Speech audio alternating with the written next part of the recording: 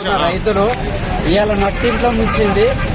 కేసీఆర్ ప్రభుత్వం అన్యాయం జరిగింది అని ఇవాళ రేవంత్ సర్కారు పెట్టిన నిధులు పెట్టిన సీసీఐ 7,500 తక్షణమే మాకు సీసీఐ పెట్టింది. ఇవాళ ఒక్కొక్క రైతు 20 క్వింటాల పత్తి తెచ్చుకుంటే 6,500, 5,500 ఇట్లా పడ్డది.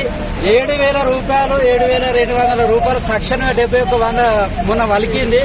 ఇవాళ 71,100 కాకుండా 7,000కైనా కూడా రైతు సంతోషపడే అవసరం ఉన్నది.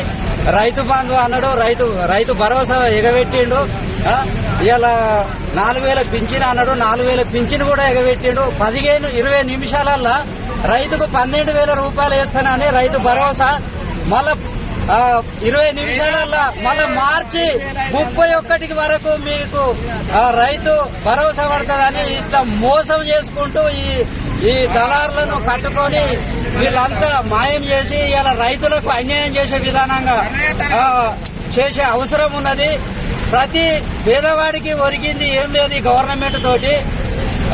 ప్రతి పేదోనికి రైతుకు న్యాయం చేయాలని మేము గవర్నమెంట్ ను తక్షణమే కోరుతున్నాము. 71,100 తక్షణమే పెట్టాలి, లేదంటే మేము ధర్నా చేస్తాం.